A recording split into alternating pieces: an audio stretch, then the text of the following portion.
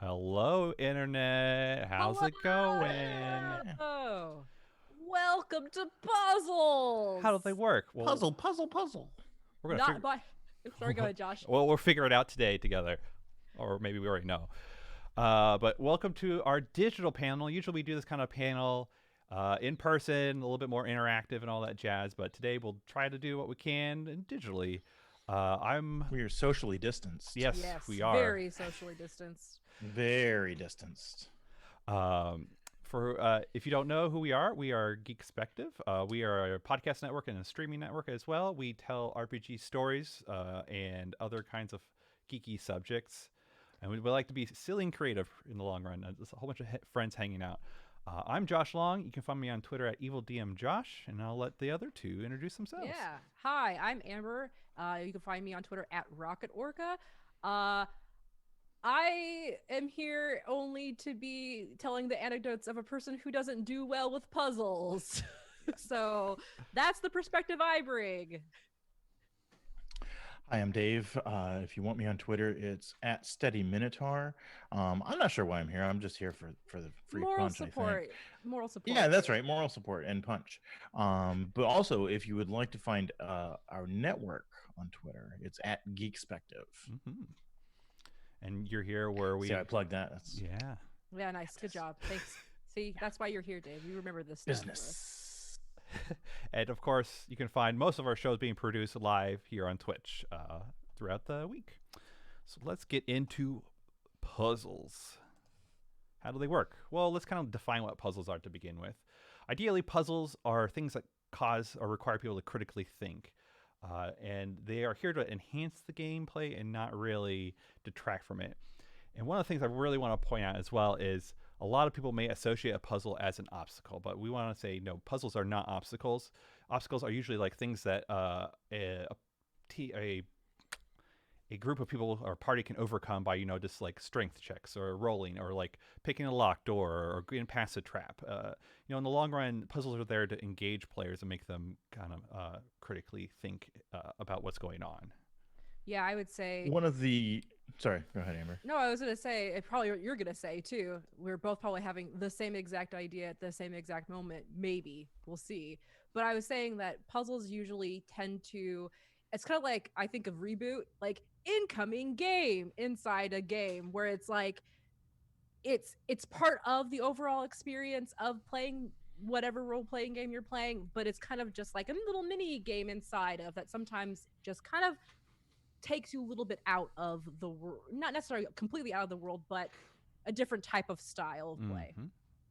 Dave, was that the same thought? I would say that obstacles are largely overcome by the characters using dice rolls. Mm-hmm.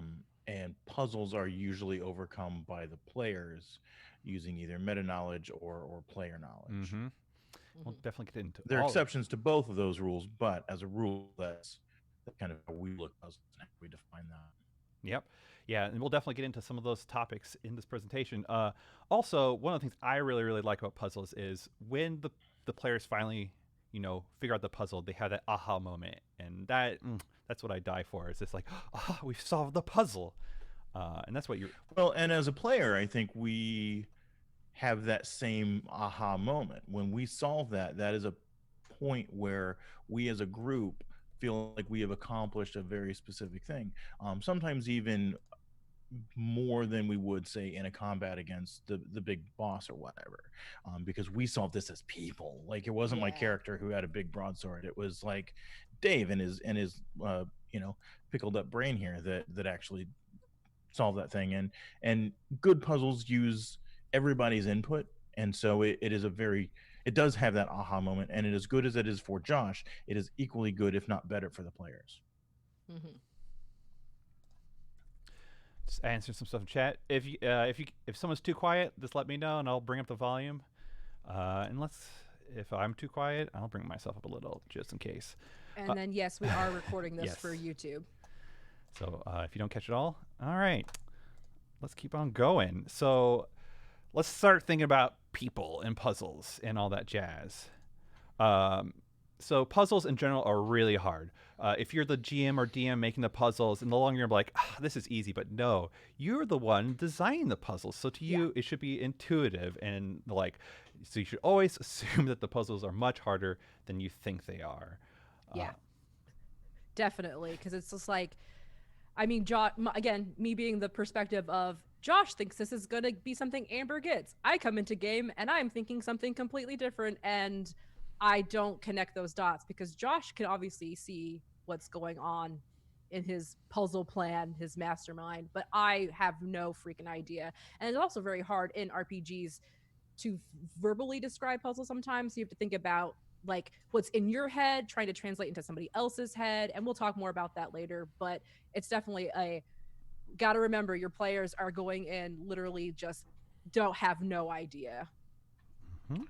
And when in doubt, the negative consequences for making a puzzle too easy are not nearly as bad as the negative consequences for making a puzzle too difficult. If you make something that's too difficult, it has the potential to turn your players off, and then puzzles are harder to reintroduce once your players are jaded against them. If it's a simple thing that they solve and have success, good. Then the next one can be a little harder, and they'll come at it with more confidence. Mm-hmm. Another thing to also think about is the answers. So you're probably going to have a set answer, and there will be times where the answers I give will be applicable, and you should be willing to accept those answers. Yeah, because sometimes, yeah, like there could be multiple potential obvious like potential things that fit that scenario. And yeah, I've done that. I have made a puzzle or two, and I usually kind of give myself not just one answer but multiple potential answers, because theoretically people can come up with some out of the box things that you may not personally have thought of, but it does solve the puzzle in front of them. And also, when you're thinking about design or puzzles in general, it's like think about the people. So you're playing down for like a 4 hour game. People are really fresh usually at the beginning of a session, but as the game goes on, people get mentally exhausted or they get a little tipsy if you got some drinks at the table. And so actually, puzzles, even though they may be super simple, can be extremely hard at the end of a session. So if you do have hard puzzles, and even like you identify them as like, oh, these are going to be hard, put them up front and put the easy puzzles at the back end. Yeah, I think you've experienced that with us when we would order pizza too. It's not just like, oh, we're drinking or just normal. It's like as soon as I put food into my mouth and I'm like tired, literally 5 minutes after. So if there's a pizza break in the middle, if there's a bunch of snacks on the table, my brain cognitive load just goes so fast. And that's kind of the opposite of how we normally think of an encounter. That the obstacles get bigger and bigger until at the end of the session you fight the big bad. Uh, that's super cool, except for puzzles where you kind of want to do the opposite. Um, put it hard up front, and then if there's another puzzle later, make it a little easier because at that point, all of your players' pizza tummies are full and incapable of coherent thought. Yep. I forgot that also. There's some already a great question in the chat. Forgot to point out we'll have plenty of time to answer questions at the end. So starting up those questions, and we'll also give you a reminder when we're getting close to when we can start taking them. Ideally, we'll have 20 to 30 minutes to answer questions because while we won't cover everything that is coming around, ideally we'll have enough time to cover the things we miss that interest you. And if we don't have time to hit your question, look us up on Twitter. Even shoot us an email. We've got Josh at Geekspective, and send us an email, hit us on Twitter, however you contact us, and we're happy to deal with those asynchronously, as they say. Mm-hmm. Mm-hmm. All right. Moving on. It was just alluded to a little bit earlier. When people all start engaging with the puzzles, as put out, the characters in the story or in the game have a certain kind of knowledge. However, you as a player may have additional knowledge of how to take on a puzzle or start thinking about it. And that a lot of times that's called meta knowledge. And meta knowledge is a-okay. It should not be penalized of any sort because, as we point out, these puzzles are more engaging for the player than the character themselves. Correct. So I think Josh, when he's been designing puzzles for us to interact with, he usually takes into account some of our backgrounds. So, or like what we're good at. So I am typically not good at your number, math, or logic puzzles, but I do very well with visual memory puzzles. And so if he knows, like, Amber, if you set a memory puzzle in front of me or something that's like visually connect something or spot the difference or whatever, we'll get to puzzle types later. I'm good at that. That's what I'm good at. Whereas, we have a player in our group who's really good at logic puzzles and is usually the one who solves them pretty quickly. And so that's the kind of stuff you can think about too when you're designing puzzles. Like, really think about the players and maybe what they're good at. Whereas I am much stronger with uh, stories, wordplay, those kind of things, and so those word puzzles are really in my wheelhouse. Contrasting all of that is Josh's background, and so we really have a diverse set of personal skill sets at the board or at the table, and so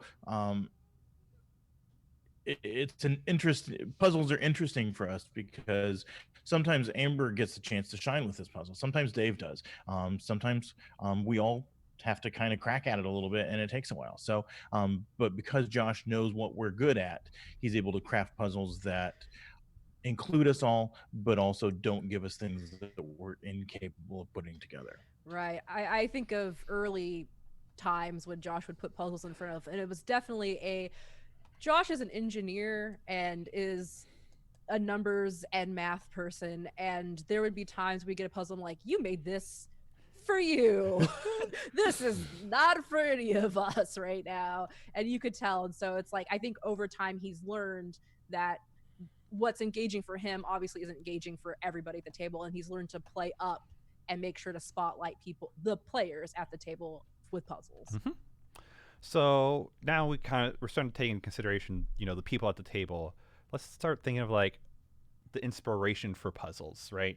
This is like a really good springboard for when you start thinking of puzzles. Like, what are the inspirations? Like the things that can really get your juices going. So a lot of the things that I like to think about is, where does this puzzle take place? It should be themed to the dungeon or the campaign or the location where it's at. So that could be like a time tinkerer skill, so it's related to time, or mad scientist. So perhaps you have, chemistry stuff going on, or a church, so you have a lot of holy scriptures and iconography to play with. Yeah, or like, so I've been starting to some little history about me. I started GMing 3 years ago, and I recently ran a campaign where I actually got to design puzzles. And for my game, which I was running using Ryutama, it's a very natural, and there are a lot of adventure and naturing and going to the world. But I wanted to make puzzles that fit the theme of what was going on. So I had a lot of like symbolism in flowers and the seasons and that kind of stuff, and growing the right seeds and the right plot of things. So there's ways to like take even things like out in nature, or I think we even talked about in a panel before, like natural puzzles, like a flow of river or earthquake or rock slide. You can figure out, you can get inspiration from the environment, from history, from whatever is in your campaign, the overworld. That's all there to help you skin on top of puzzle structures. Absolutely. The next other thing is for inspiration is as cultural references. So you can think of like fiction from books, or fiction from books that everyone kind of watches, or when Game of Thrones was really popular, everyone kind of knew those different house arms, coat of arms. Also, you can think of like fiction from fairy tales or TV or already did TV shows, or cultures or anime. or anime.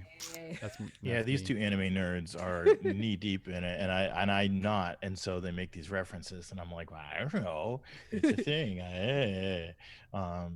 But Josh knows that at least some people at the table are going to catch these anime references, and so if he bases a puzzle that is thematically connects to an anime that he knows other people are familiar with, then that is a way that he gives those players a leg up in solving that puzzle.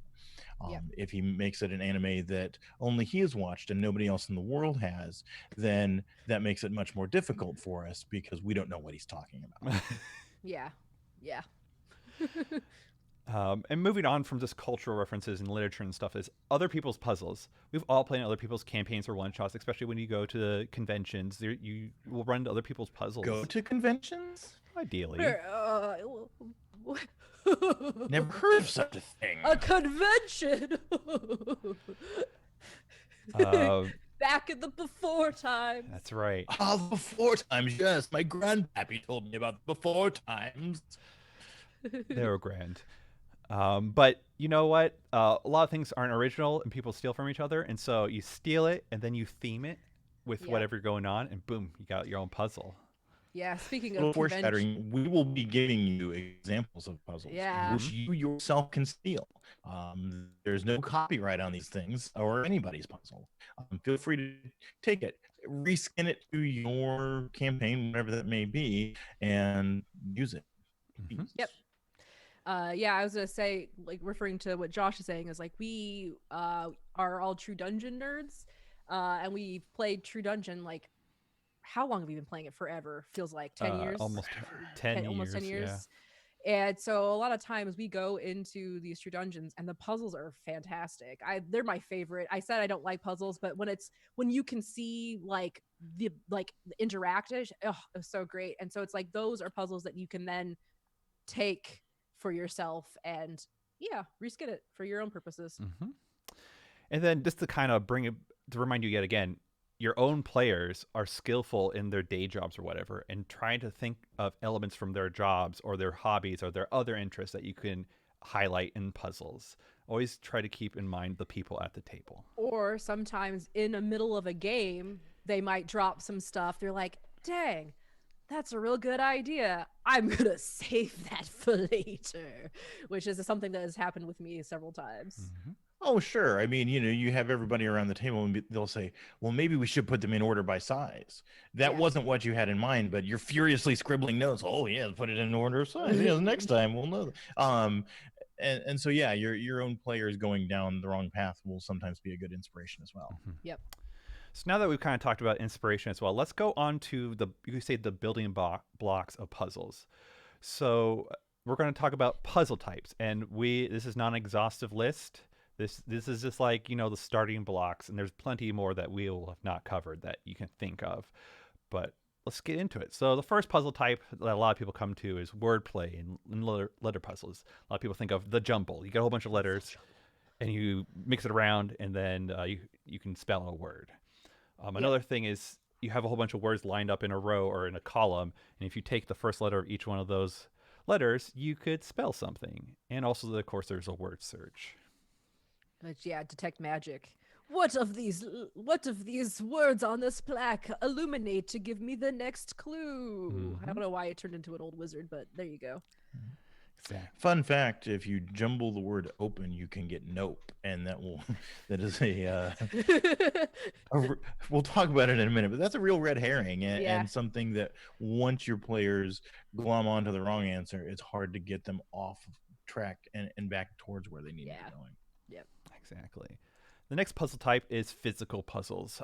These can be really interesting. So puzzle boxes, magic tricks, and mazes. So a lot of this stuff you could just go to a magic shop store or go find a children's maze game.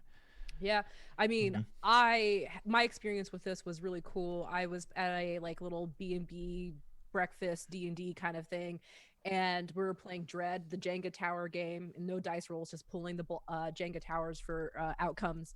And it was a horror game, and at one point I was in a room and I was given basically thematically a thing to unlock, and it was a really cool puzzle box where I think we had to you to spin it in order to get the weight to redistribute, and you could unlock it. Mm-hmm. And I don't know, as a player, that was like the coolest shit, because I figured it out and I was able to do it, and it was a real physical thing, and the GM had put something in it to continue the game, and it was just like, and they're everywhere. Like, I've seen them in Walmart, I've seen them on Target, they're everywhere. Gift shops, those the little metal things. Yeah. Also, I could the little hoops that you need to disconnect. Yeah, absolutely. Yeah. Exactly. Next is memory puzzles. So for these, for these, you're displaying information to the players, and they have to recall the information either like immediately, after you cover up what they were just looking at, or later on in the adventure or dungeon. So a lot of times you can present these as you front load the information as they enter into the dungeon, and later on in the dungeon you're like, what color was the elephant In the first room. yeah Yeah.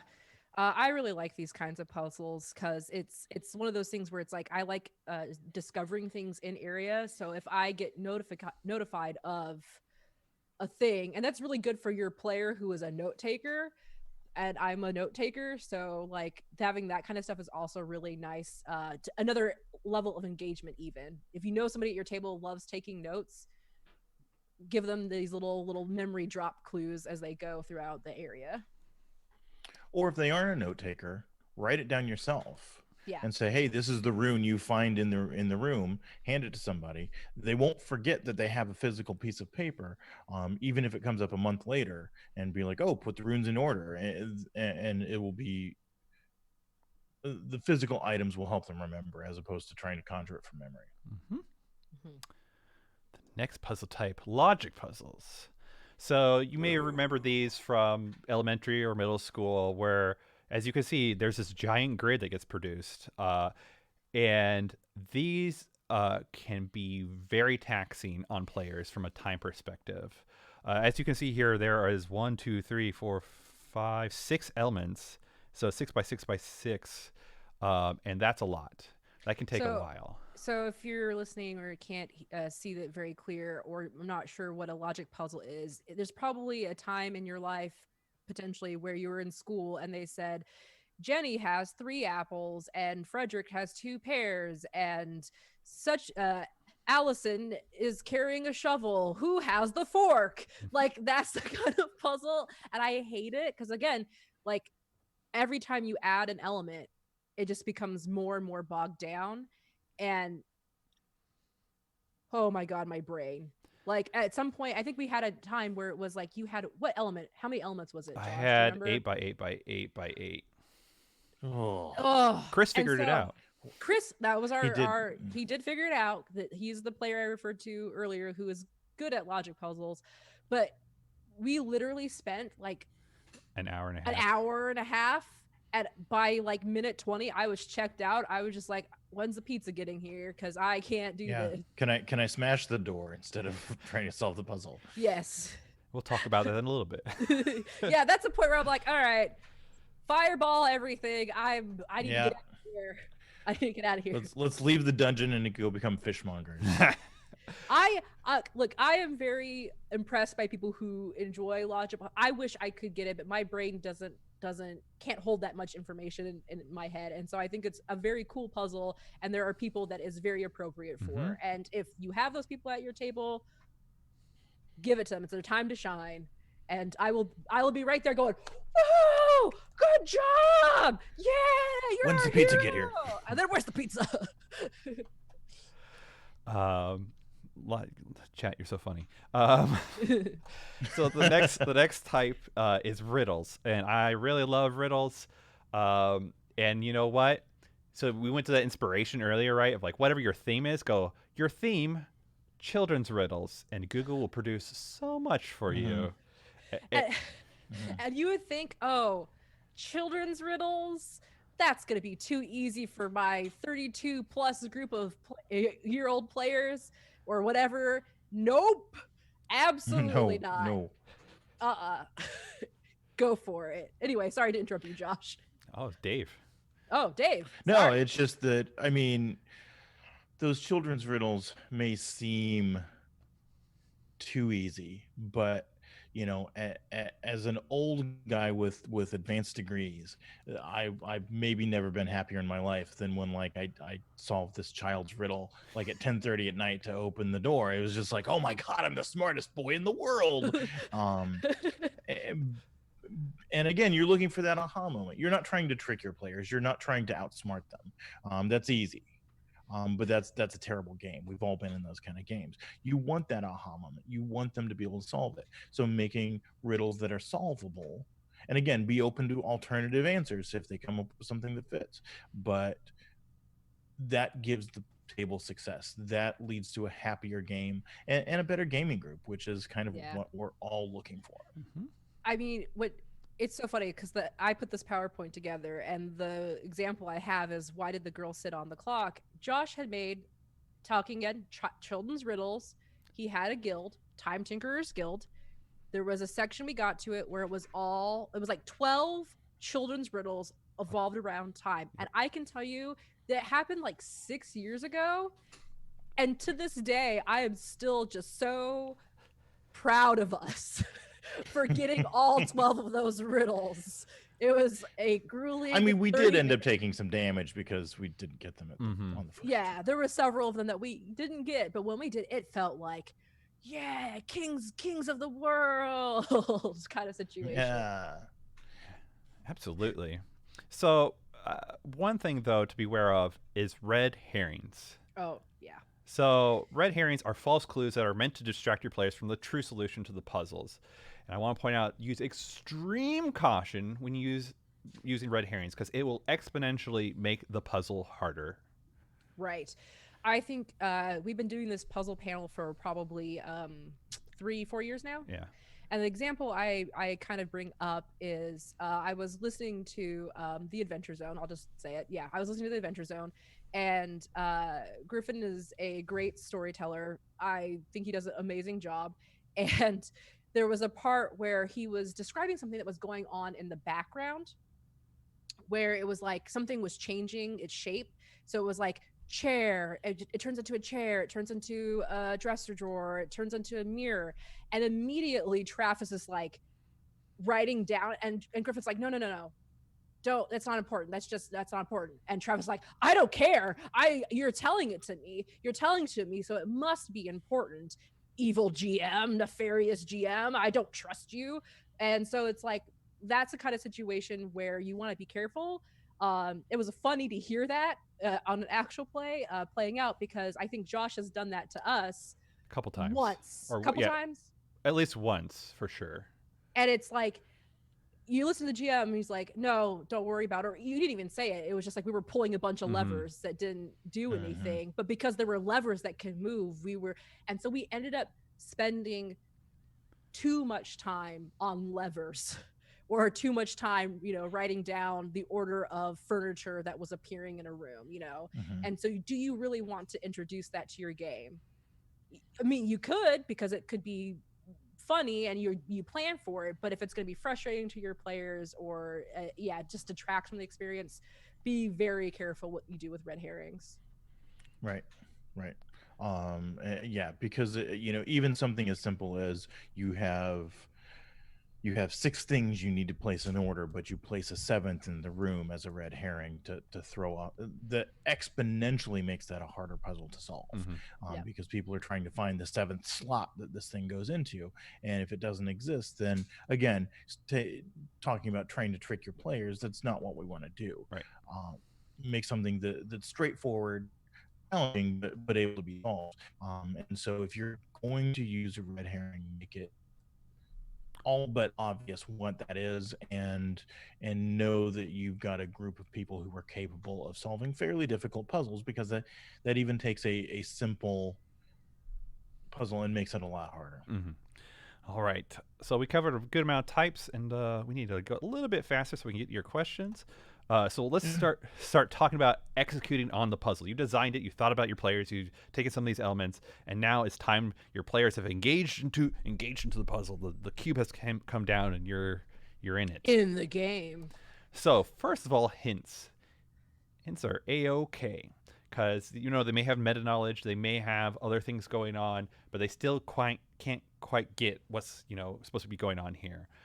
So as you're writing it, hints are A-OK. And there's a few ways to give hints. So as we've been talking about, like, puzzles are for the players, right? But they are playing characters. And the characters may be a wizard with an intelligence of 20. So they're insanely smart.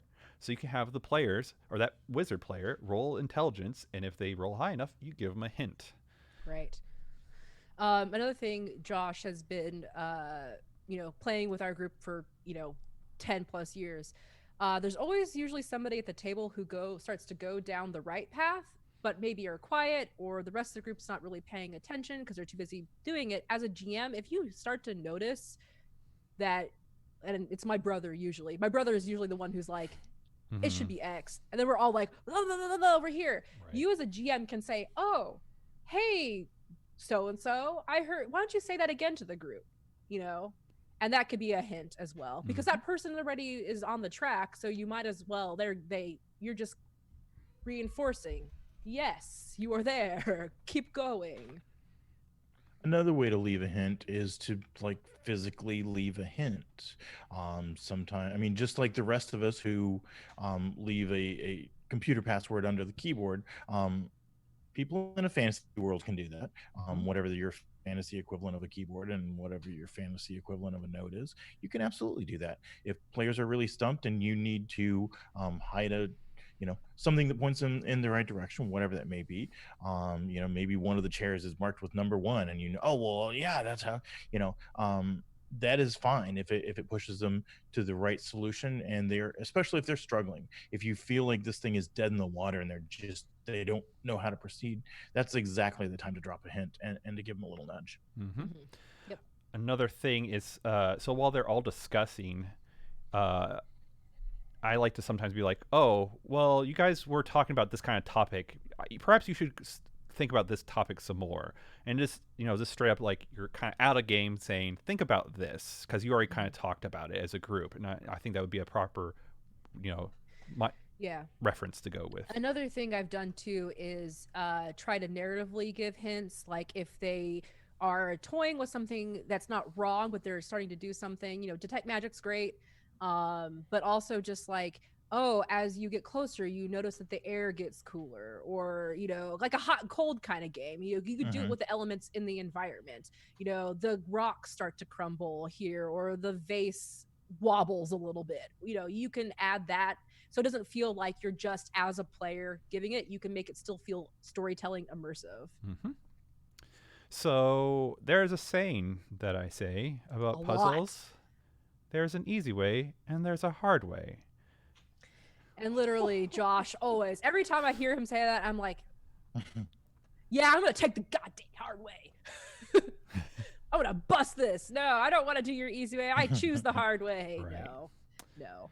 Throw it on the floor. So the easy way should be solving the puzzle, and the hard way is kind of brute forcing it. And so let's talk about that brute forcing, or the way of failing. So when presenting a puzzle, there should always, you could be, they have meta knowledge, they have hints, they have character roles, all that jazz. But at some point, when they finally go to submit the puzzle answer, there must be a consequence to be, if they are wrong, because ideally you're being very generous with all this stuff. However, they should be able to try to do the puzzle more than once. If it's a one and done, that is not a great experience for any of the players.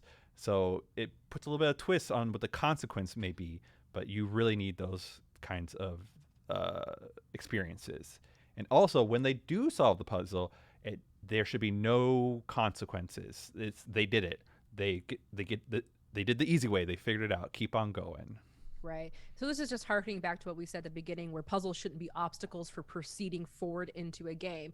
Yeah, you could just, it's kind of like with True Dungeon, right? Where you get pushed into another room and you take damage. It's like, you shouldn't just, because then they would just be there forever. We'd be like just sitting in this room forever, never leaving until we starve to death, which is like a D&D situation. So that's not necessarily it's not a fun experience. So yeah, they could Josh has what are the other, you're talking about consequences. Consequences. Yeah. Yeah. So that's what I was to say. Yeah, let's just go right into consequences. So there's a whole bunch to think about. Do you want to start, Amber? I was just to say, my least favorite consequence is when I lose stuff. Like I love my magic items. I love my money. As speaking strictly in D&D terms, that's my thing. And Josh knows this. Josh knows this about me. And so he usually hurt me really bad when magic items were demagictized, or somebody stole all my money, or all my gold pieces fell into a well. That kind of it.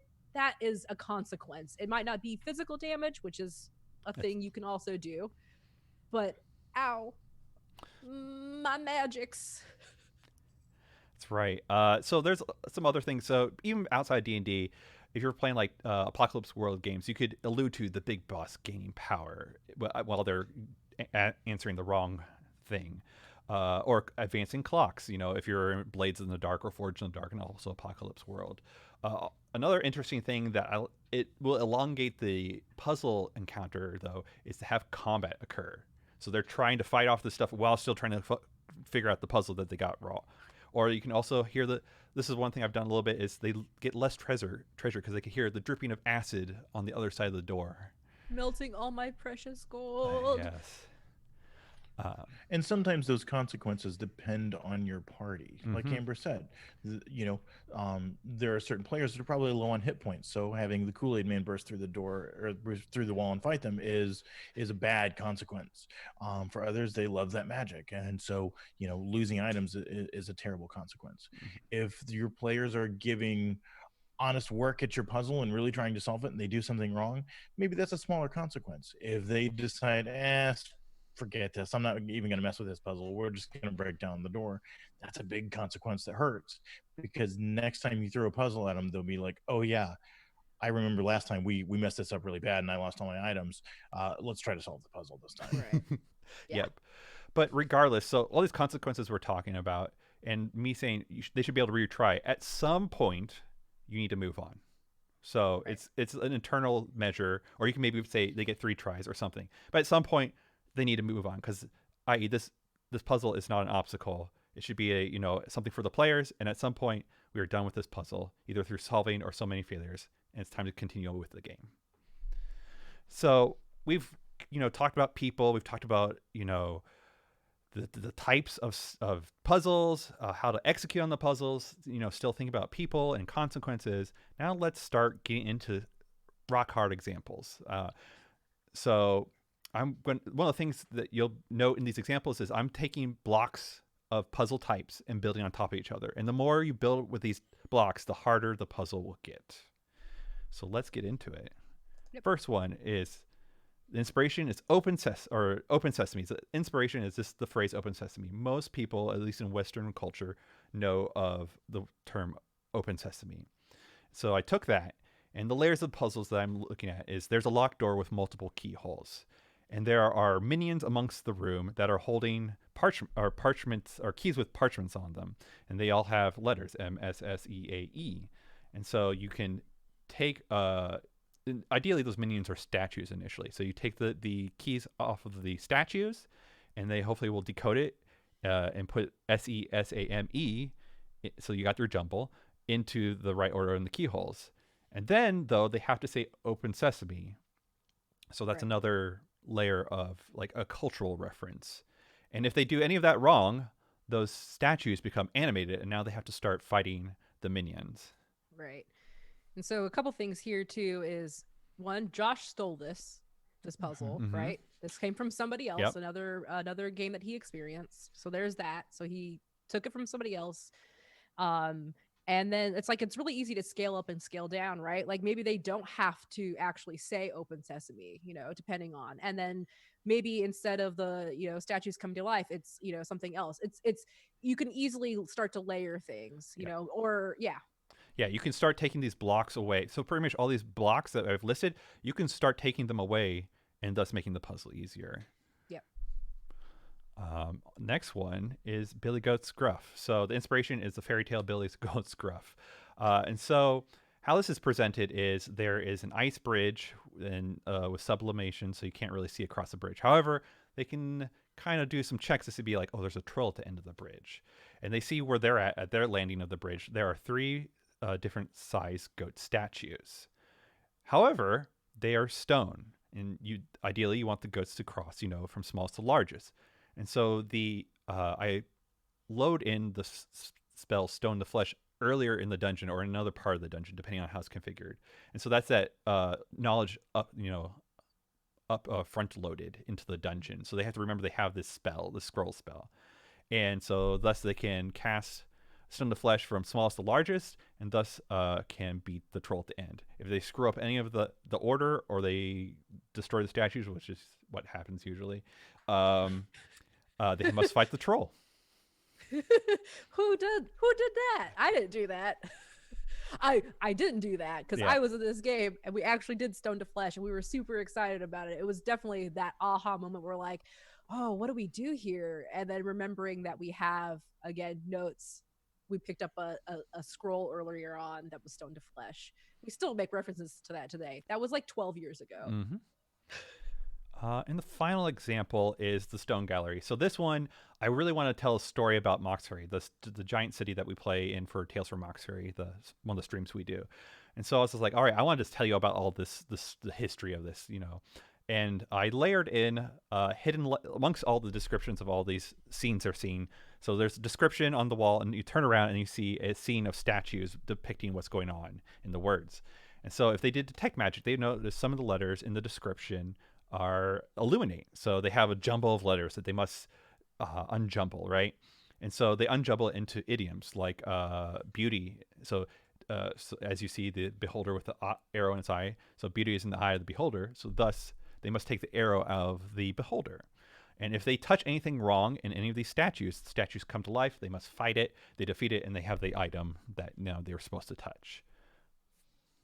Right. And I think so. This one was a really fun one for us because I think this has been like this is one of Josh's later developed puzzles. And so you could tell that he was playing up to us. And we were at this point in time really knew his puzzle types too. I remember this being really fun because we had 5 players running around doing a bunch of stuff, dealing with consequences, putting the puzzle together. My brother was the one who kind of figured stuff out. But Josh, I remember in this puzzle at the very end, after we got all of the items out, there was one statue where it was reversed. Instead of taking something from the statue, we had to then give all of the items to the statue. Victor go the spoils. And so at first we were like, well, we're victorious, so we're going to take the bag of money that's depicted in this statue. And of course that was incorrect. The spoils. Yeah. And so I think in that situation, I've talked about before too, even in a puzzle I designed where it's like you put in flowers for each season, but what do you put for winter? Well, I had used the color blue to indicate winter. They were looking for a blue flower. Right. And it's like, if something is reversed, I was looking for something dead, a twig or whatever. If you do realize that people are going to have a hard time when the last thing is the opposite. So that's when hints really come in handy. Yeah. Yeah, that's, I guess, a good point that we didn't put in the types is the reverse logic. If everything's been going this way, but the last step is inverted, that is a way. That's like a very much higher tier. That's just adding another layer onto that difficulty of a puzzle. Yep. Okay, let's move on to the recap. So, when you're designing puzzles, first of all, think about the people first, because the puzzles are supposed to be really engaging the players. They come from very different backgrounds, so try to design and take consideration for them, and also when they're presented during the session. Easier games first, harder games last, and then start thinking about your inspirations, your springboard, like what's the theme of the dungeon, or what's some literature everyone's reading, or TV shows, or other cultural references. And then you have all these types, and there's even more types that we didn't even talk about. Take those types and just present them separately, or if you want to start making complex puzzles, you start layering those types together.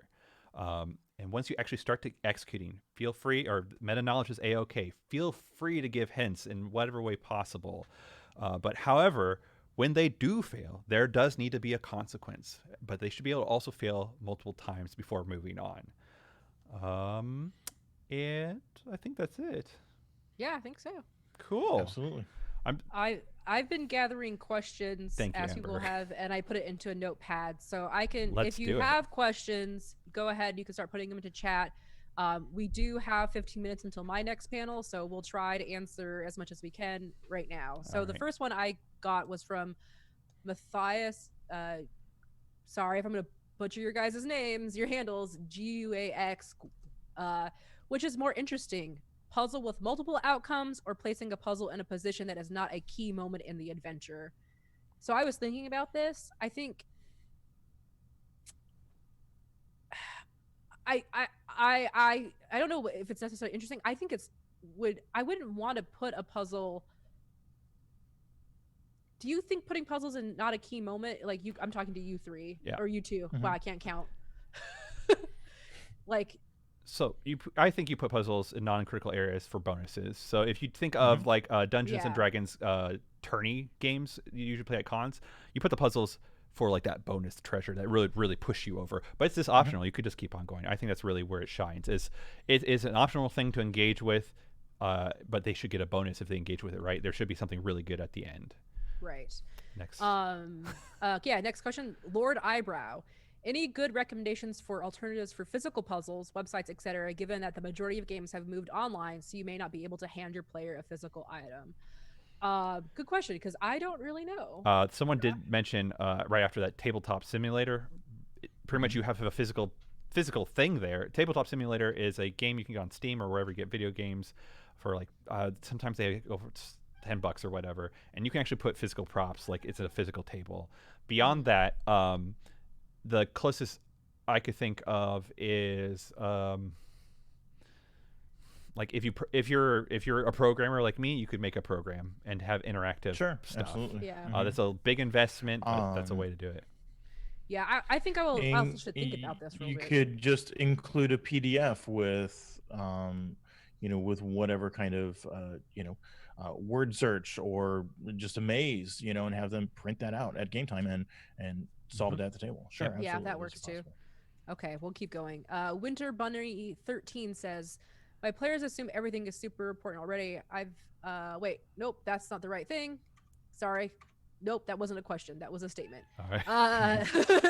Dritzfan24, do you ever hide the clue as a red herring? Perhaps a nefarious entity is trying to throw you off the scent, but once the players realize that it provides a clue relating to the people that created the red herring?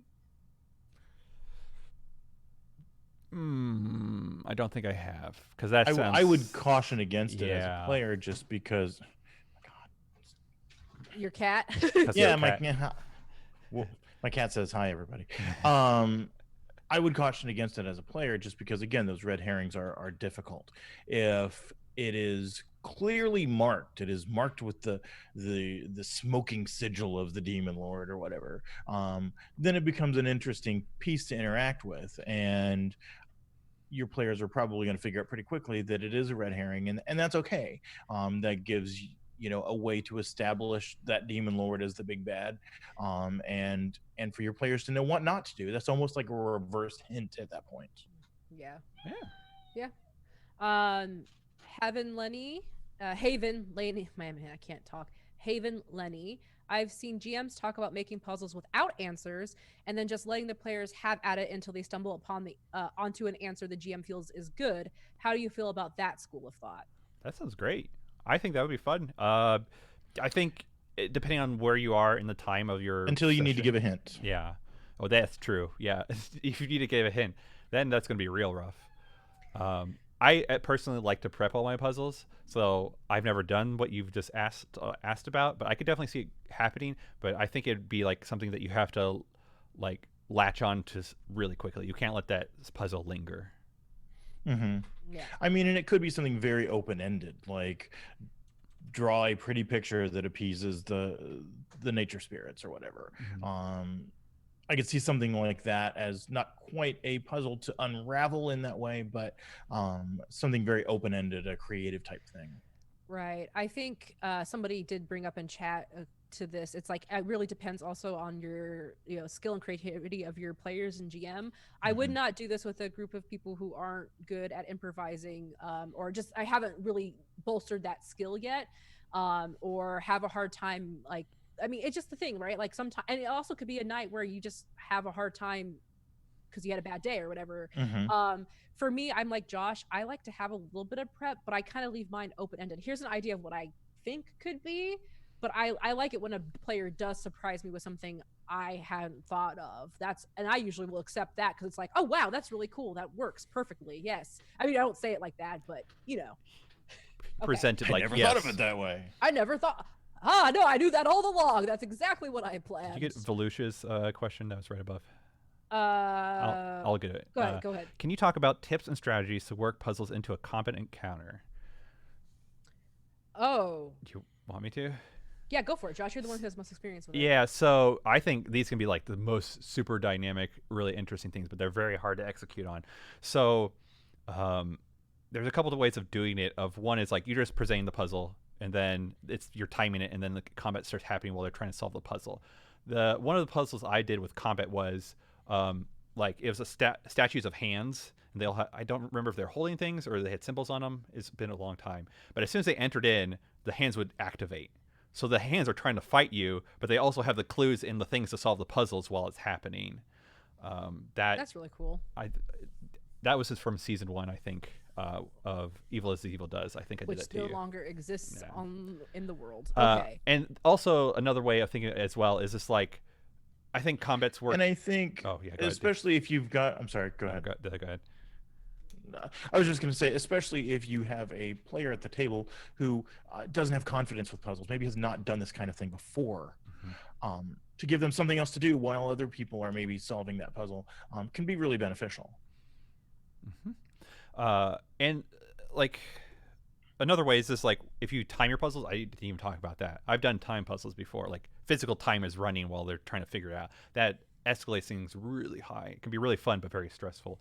And so it's like you have that timer running and they're trying to do the puzzle, and each increment of time that you've determined, there's more reinforcements or certain things happening. Like the water could be rising, so they start having to do skill checks before they're drowning, or there's combat, or you're doing the skill checks plus you're fighting water beasts and stuff like that.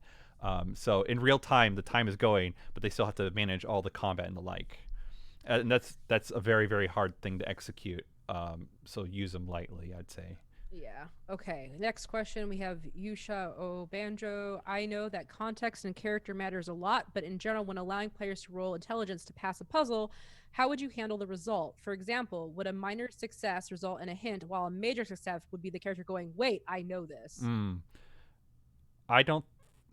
So it depends on how far into the time you've been playing with this puzzle, right? Ideally, you don't want to have the character solve the puzzle. If it's a partial success, you give them something that's kind of interesting. Like you have to gauge it on the fly of like how useful is this hint versus if it's a full success of unmitigated success, you give them a hint that's very substantial. I don't think a character should be the one solving the puzzle, because should be the players. Yeah, it should be. Yeah, and I've done it where it's like I usually do I don't let anybody unless I get like a critical failure. It's like, oh, you think that's the opposite of a thing, and I do it in a way where it's like, that's what your character knows. But I usually do try to scale it. Like, yeah, if it's like they made a success, but it's not really outstanding, it's like, that you've had experience with X, blah, blah, blah, blah, blah. If it's like, oh, well, you've definitely had experience with this, so you know this. And then usually if it's anything below like a failure, not a critical failure, I just say, you have loose knowledge of a certain thing, and I try to be kind of like, that's how I do it.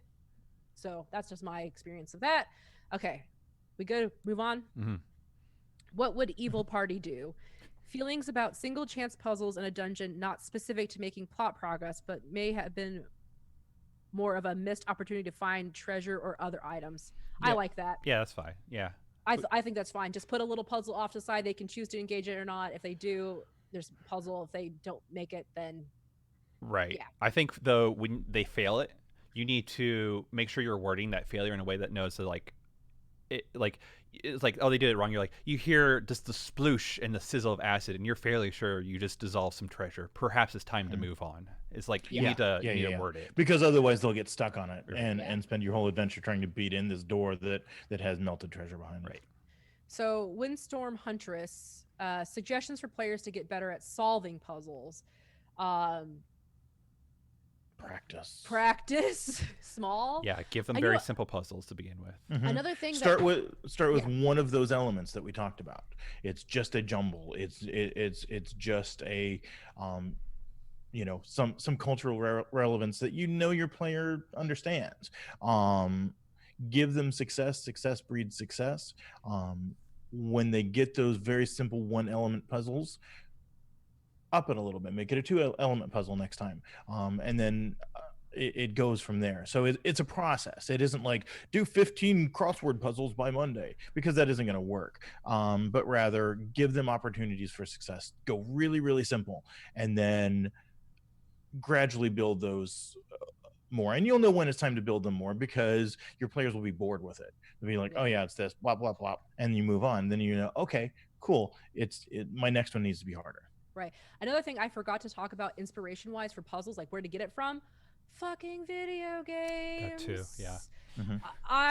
Paper Mario is a thing that's happening in my house right now, and there are tons of little puzzles. And if you have a player who plays games like that, have them talk to you about those kinds of puzzles, and then put it into your game.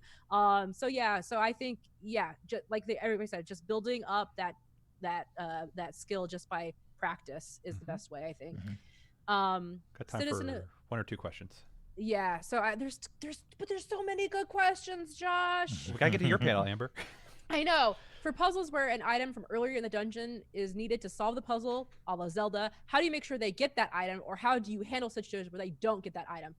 I have built a module where they need certain things to get stuff, and I have given it so that there's multiple instances where they could. If they missed it, I just put it in another area. Like if they literally didn't pick it up, then I just reskin it really quickly on the fly and put it someplace else where they could potentially pick up, or I make them do some sort of check or something that's like, hey, the thing over here, don't forget that thing.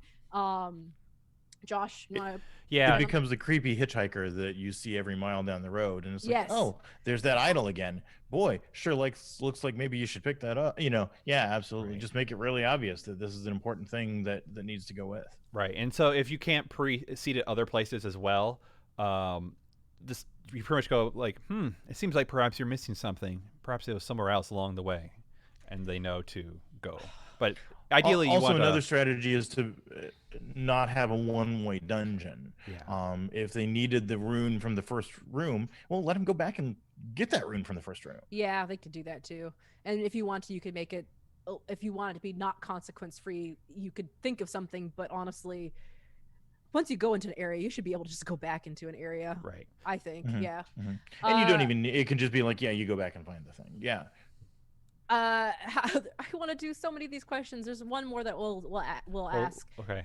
All right. Yeah. How do you bring RP into puzzles when you have several dumb PCs? This is a great question. Well, in our main game, I play Minotaur, whose dumb stat is intelligence. He's a pretty dumb fella, and he doesn't necessarily solve puzzles. And trust me, he's not good with wordplay. But again, that's where we separate the player from the character. My character's dumb. I'm hopefully not. And so we set that aside. Now, if you're playing with a table of dumb players, that's a whole different question, and probably not in our purview. I was gonna say, for me, RP wise, it's like you could play up dumb luck.